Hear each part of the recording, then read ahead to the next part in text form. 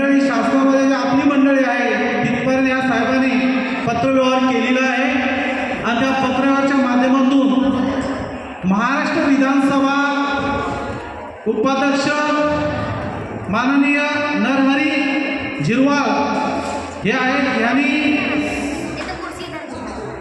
संदेश पाठवला आहे, अभिवादन संदेश पाठवला आहे। विषय साहित्य रत्न साहित्य सम्राट लोकशाही डॉक्टर अण्णाभाऊ साठे यांच्या 104व्या जयंती महोत्सव कार्यक्रमानिमित्त मला आमंत्रित केल्याबद्दल आभार व्यक्त करतो व आपल्या जयंतीनिमित्त हार्दिक हार्दिक शुभेच्छा देतो।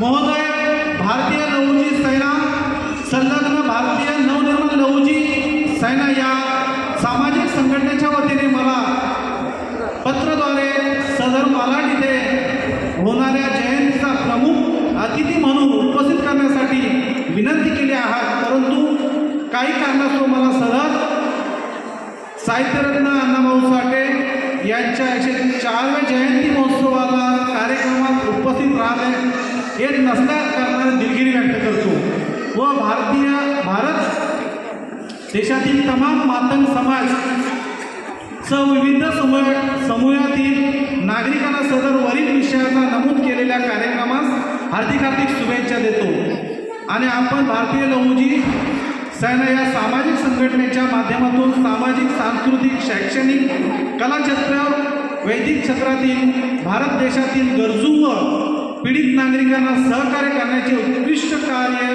आपल्या हातून घडत आहे आणि यापुढे घडत राहावे अशा शुभेच्छा देतो व आपल्या संघटनेच्या वतीने हार्दिक स्वागत करतो।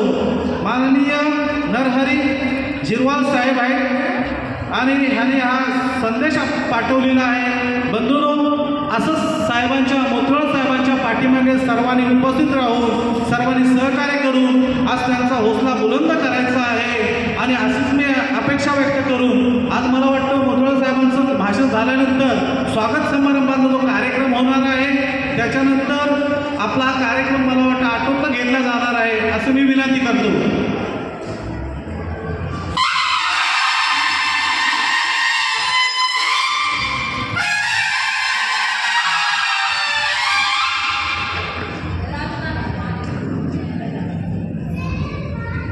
जय लहुजी, जय लहुजी, जय लहुजी। तोड़ों वार करते तलवार बनतात, दाल तोड़ों वार करते तिला तलवार बनतात।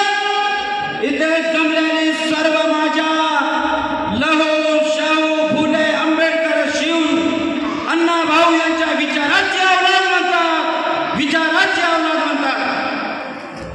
मित्रांनो, महाक्रांतीवीर लहुजी साळवे, छत्रपती शिवाजीराजे, महात्मा ज्योतिबा फुले, मुक्ता साळवे तसेच संत गाडगे बाबा, संत रविदास, मौलाना आजाद, काशीरामजी, मुक्ता, माता रमाई, माता बिहारी, संयुक्त महाराष्ट्राच्या चळवळीचे जनक साहित्य सम्राट साहित्य रत्न लोकशाहीर अण्णाभाऊ साठे यांच्या विचाराला विनम्र अभिवादन करतो आणि मातंग समाजाचे नेते स्वर्गीय बाबासाहेब गोखले साहेब यांच्या देखील विचाराला मी विनम्र अभिवादन करतो। मित्रांनो, मंचावर उपस्थित असलेले आज या आम आदमी पक्षाच्या भगिनी व तसेच हनीबाई शेख व तसेच सुनीलजी मगर, अनिल सुरेशजी, तानाजी सुरेशजी, अजितजी पवार साहेब व तसेच आमचे नांदेड जिल्ह्याचे गायकवाड साहेब, तुमचं नाव जगदीश गायकवाड साहेब व तसेच आपले सर्वच समाज बांधव या ठिकाणी मानमोठीजी व तसेच शाहीर आपले कानगे साहेब, व तसेच माझे सहकारी मित्र वैरागरजी, सर्वच माझे माता आणि बहिणींनो, मित्रांनो, जास्त वेळ घेणार नाही, कारण हा कार्यक्रम मला लोकांना दाखवण्यासाठी यायचा नाही. मी तुम्हाला पहिल्यांदाच शपथ देतो, मी जगेन तर देशासाठी, देशातल्या अन्य अत्याचाराला मुक्त करण्यासाठी, मी मरेन तर देशासाठी, देशातल्या अन्य अत्याचाराला मुक्त करण्यासाठी.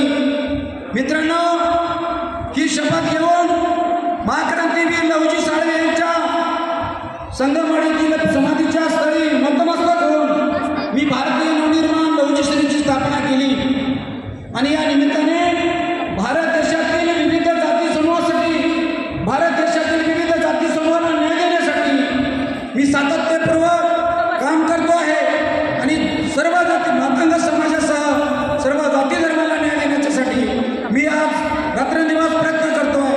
मित्रांनो, आज पब्लिक जास्त आली नसली तरी चालेल, माझा समाज फार दुबळा, माझा समाज फार गरीब आहे आणि कामधंद्याचे दिवस असल्यामुळे त्यांना जागृत करण्याचं काम आहे. म्हणून मी या निमित्ताने कार्यक्रम घेत असतो. गेली 10 वर्षापासून मी हॉलमध्ये कार्यक्रम घेण्याचा एकच उद्देश आहे की महाक्रांतीवीर लवजी साळवे असतील किंवा त्यानंतर साहित्यरत्न डॉक्टर अण्णाभाऊ साठे यांच्या जयंतीचा कार्यक्रम असेल. या जयंतीच्या पिरियडमध्ये पावसाचे दिवस असल्यामुळं मी हॉलच्या माध्यमातून प्रत्यक्षरित्या माझ्या सहकार्याने मी कार्यक्रम घेत असतो.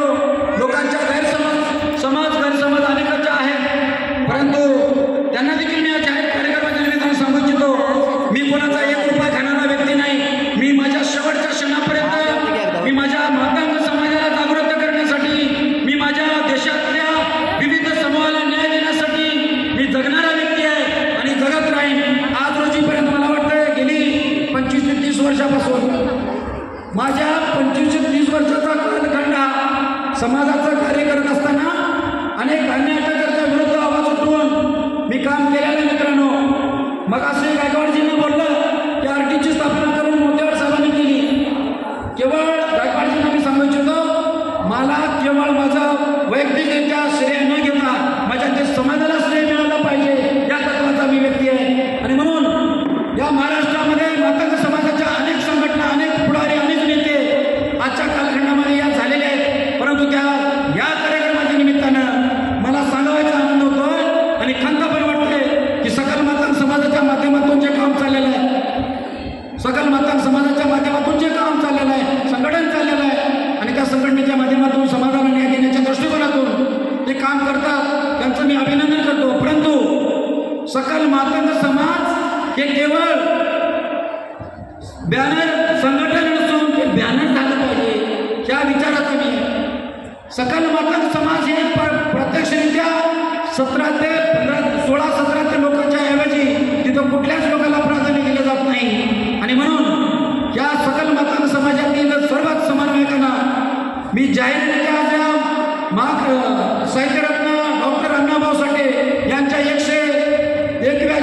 4व्या जयंतीनिमित्त मी सांगू इच्छितो की सकल मातंग समाज म्हणजे सर्व घराघरातला प्रत्येक लवजी सैनिक, प्रत्येक मातंग समाजातला घटक आहे आणि म्हणून त्या माध्यमातून आपल्याला चालायचं आहे.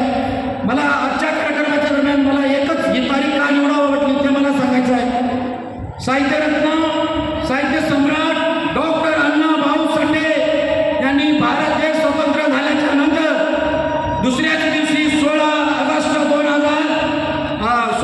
1947 रोजी शपथ घेतली आणि आझाद मुंबई या ठिकाणी हुतात्मा चौकामध्ये आंदोलन उभा केलं की आझादी झुकी है, देश की जनता भूकी है.